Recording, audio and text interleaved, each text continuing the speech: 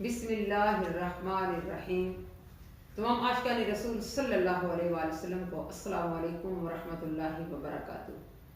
آج ہم جس عبادت کا ذکر کریں گے اسے نفل نماز کہتے ہیں اور صلاۃ و تسبیح کے نام سے یہ معروف ہے۔ یہ اس قدر اعلیٰ اور عظیم الشان عبادت ہے کہ آقا علیہ الصلوۃ والسلام کائنات کے تاجدار رحمت عالم صلی اللہ علیہ وآلہ وسلم نے خصوصاً طور پر اپنے چچا حضرت عباس رضی اللہ تعالیٰ عنہ، اپنے چچا زاد بھائی حضرت جعفر رضی اللہ تعالیٰ عنہ اور حضرت عبداللہ بن عمر رضی اللہ تعالیٰ عنہ کو بڑی شفقت کے ساتھ آپ نے تلقین فرمائی، اور اس نماز کا اہتمام تمام علماء، صفحاء، محدثین، فقہاء اور سلف و صالحین کرتے آئے ہیں۔ ایک دن آقا کریم صلی اللہ علیہ وآلہ وسلم نے اپنے چچا حضرت عباس رضی اللہ تعالیٰ عنہ کو فرمایا کہ اے میرے چچا جان، میں آپ کو ایک تحفہ دوں، میں آپ کو ایک ایسا عظیم کام بتاؤں کہ جو ایک بار کریں تو 10 عظیم الشان فائدے حاصل ہوں، اور اگر آپ کریں تو آپ کے اگلے پچھلے سارے گناہ معاف ہو جائیں۔ ایسے چچا جان، اگر ہو سکے تو اس عبادت کو آپ ہر روز ادا کریں، اگر ہر روز ادا نہیں کر سکتے تو ہفتے میں ایک بار ادا کریں، اگر ہفتہ میں ایک بار نہیں ادا کر سکتے تو مہینہ میں ایک بار ادا کر لیں، اور اگر مہینہ میں ایک بار ادا نہیں کر سکتے تو سال میں ایک بار ادا کر لیں، اور اگر سال میں بھی آپ کو موقع نہ ملے یہ عبادت کرنے کا تو اپنی پوری زندگی کے اندر ایک بار اس عبادت کو ضرور کریں، اور اللہ رب العزت اس کے صدقے آپ کے اگلے پچھلے سارے گناہ معاف کر دے گا، خواہ وہ گناہ کبیرہ ہوں یا صغیرہ ہوں، چاہے نئے ہوں چاہے پرانے ہوں، عمدن سہون سب گناہ معاف ہو جاتے ہیں۔ سبحان اللہ۔ حضرت عبدالعزیز بن داؤد رحمۃ اللہ علیہ، جو حضرت عبداللہ بن مبارک رحمۃ اللہ علیہ سے بھی اعلیٰ درجے پہ فائز ہے، فرماتے ہیں کہ جو کوئی جنت کا طلبگار ہے اسے چاہیے کہ وہ صلاۃ و تسبیح کا اہتمام کرے۔ سبحان اللہ۔ حضرت ابو عثمان زاہد رحمۃ اللہ علیہ فرماتے ہیں کہ میں نے غموں اور مصیبتوں میں صلاۃ و تسبیح سے بڑھ کر فائدہ مند کوئی چیز نہیں دیکھی۔ سبحان اللہ۔ مطلب یہ کہ انسان پر جب کوئی غم آئے یا دکھ آئے تو وہ صلاۃ و تسبیح کا اہتمام کرے، اور اس عبادت کے ذریعے اللہ رب العزت اس کو غموں سے نجات عطا فرمائے گا۔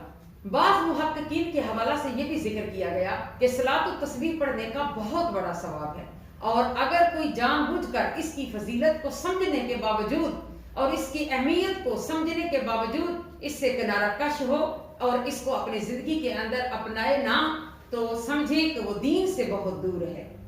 معزز ناظرین، صلاۃ و تسبیح پڑھنے کے 2 طریقے ہیں۔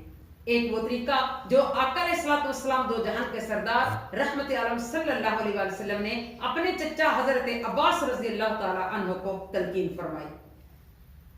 آئیے اس کو کیسے پڑھنا ہے یہ سیکھتے ہیں۔ جب آپ وضو کر لیں تو وضو کرنے کے بعد جب آپ مصلی پر تشریف لائیں تو سب سے پہلے آپ نیت کریں کہ میں 4 رکعت نفل صلاۃ التسبیح محض اللہ کی رضا کے لیے ادا کرتا ہوں یا ادا کرتی ہوں۔ پھر اللہ اکبر کہہ کر ہاتھ باندھنے کے بعد ثنا پڑھیں، سبحانک اللہم و بحمدک و تبارک اسمک و تعالی جدک و لا الہ غیرک۔ پھر اعوذ باللہ من الشیطان الرجیم، بسم اللہ الرحمن الرحیم، الحمدللہ رب العالمین الرحمن الرحیم مالک یوم الدین، ایاک نعبد و ایاک نستعین، اہدنا الصراط المستقیم، صراط الذین انعمت علیہم غیر المغضوب علیہم ولا الضالین، آمین۔ اس کے بعد آپ ایک کوئی سورت ملا سکتے ہیں۔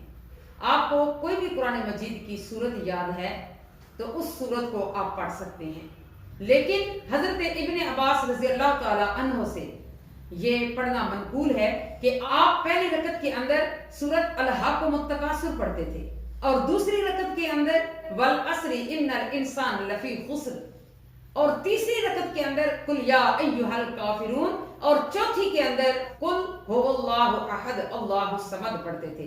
یہ 4 صورتیں جو ہیں یہ حضرت ابن عباس رضی اللہ تعالی عنہ سے منقول ہیں، لیکن یہ بھی روایت میں آیا ہے کہ آپ کوئی بھی پڑھ سکتے ہیں۔ سورت ملانے کے بعد 15 مرتبہ بسم اللہ الرحمن الرحیم سبحان اللہ والحمدللہ ولا الہ الا اللہ واللہ اکبر ولا حول ولا قوت الا باللہ العلی العظیم.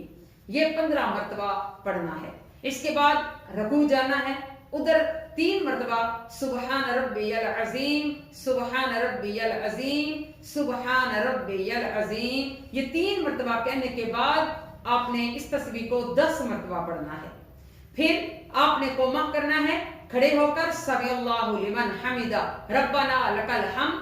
پھر یہ کہہ کر قیام میں کھڑے ہو کر آپ نے 10 مرتبہ اسی تسبیح کو دہرانا ہے. پھر اللہ اکبر کہتے ہوئے سجدہ میں جانا ہے اور سجدہ میں 3 بار سبحان ربی الاعلی سبحان ربی الاعلی سبحان ربی الاعلی، یہ 3 بار کہنے کے بعد 10 مرتبہ اسی تسبیح کو پڑھنا ہے. پھر سجدہ سے اٹھ کر 10 مرتبہ اس تسبیح کو پڑھنا ہے. پھر دوبارہ اللہ اکبر کہتے ہوئے سجدہ میں جانا ہے. پھر 3 مرتبہ سبحان ربی الاعلی سبحان ربی الاعلی سبحان ربی الاعلی، یہ پڑھنے کے بعد 10 مرتبہ اس تسبیح کو پڑھنا ہے. پھر اس کے بعد سر سجدے سے اٹھانا ہے اور 10 مرتبہ اس کلمہ کو پڑھنا ہے. 10 مرتبہ کلمہ پڑھتے ہوئے کھڑا ہو جانا ہے. تو اس طرح ایک رکعت کے اندر 75 بار یعنی 75 ٹائم یہ تسبیح پڑھی جائے گی. تو یہ کل ملا کر 4 رکعت کے اندر 300 مرتبہ اس تسبیح کو دہرایا جائے گا. یہ تسبیح اللہ رب العزت کو بہت زیادہ پسند ہے. اس بات کا خیال رکھنا ہے کہ زبان سے بول کر اس کی گنتی نہیں کرنی، بلکہ جہاں ہاتھ باندھے ہوں اپنی انگلیوں کو دباتے جائیں اور اس طرح اس گنتی کو پورا کریں. کوشش کریں کہ اس عبادت کو تنہائی میں کریں، کیونکہ یہ اللہ رب العزت کے بہت قریب کرتی ہے یہ عبادت. اور اللہ رب العزت کے اس تسبیح کو انتہائی خشوع و خضوع کے ساتھ کریں، کیونکہ اس کا ترجمہ بھی اسی طرح ہے کہ سبحان اللہ والحمدللہ، کہ اللہ تو پاک ہے اور تمام تعریفیں تیرے لیے ہیں. ولا الہ الا اللہ واللہ اکبر، کہ تیرے سوا کوئی عبادت کے لائق نہیں اور تو بہت بڑا ہے. ولا حول ولا قوت الا باللہ العلی العظیم، گناہوں سے بچنے کی طاقت اور نہ نیکی کرنے کی طاقت ہے اللہ کی مدد کے بغیر، جو انتہائی عظمت والا اور بزرگی والا ہے. معزز ناظرین، دوسرا طریقہ حضرت عبداللہ بن مبارک رحمۃ اللہ علیہ سے منقول ہے کہ جب صلاۃ التسبیح کے ان 4 نوافل کی نیت کی تو سب سے پہلے ثنا یعنی سبحانک اللہم و بحمدک وتبارک اسمک وتعالی جدک ولا الہ غیرک، یہ پڑھا. اس کے بعد 15 مرتبہ اس تسبیح کو پڑھنا ہے سبحان اللہ والحمدللہ ولا الہ الا اللہ واللہ اکبر ولا حول ولا قوت الا باللہ العلی العظیم.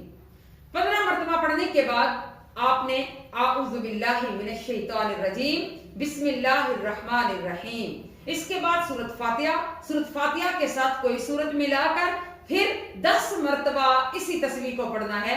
اس کے بعد رکوع میں جانا ہے تو رکوع میں بھی 3 بار سبحان ربی العظیم کہہ کر اس کے بعد 10 مرتبہ اسی تسبیح کو پڑھنا ہے. پھر قوما میں سمی اللہ لمن حمدہ، وہاں بھی 10 مرتبہ اس تسبیح کو پڑھنا ہے. اب اللہ اکبر کہتے ہوئے جب سجدہ میں جانا ہے تو پہلے سجدہ میں بھی سبحان ربی الاعلی 3 مرتبہ کہہ کر اس تسبیح کو 10 مرتبہ کہنا ہے. پھر اللہ اکبر کہہ کر سجدہ سے سر اٹھانا ہے تو اس وقت 10 مرتبہ اس تسبیح کو پڑھنا ہے اور پھر دوبارہ سجدہ میں جا کر سبحان ربی الاعلی 3 مرتبہ پڑھ کر 10 مرتبہ اس تسبیح کو پڑھنا ہے. دوسرے سجدے کے بعد اللہ اکبر کہتے ہوئے کھڑے ہو جائیں اور اس طرح دوسری، تیسری اور چوتھی رکعت کو پورا کریں.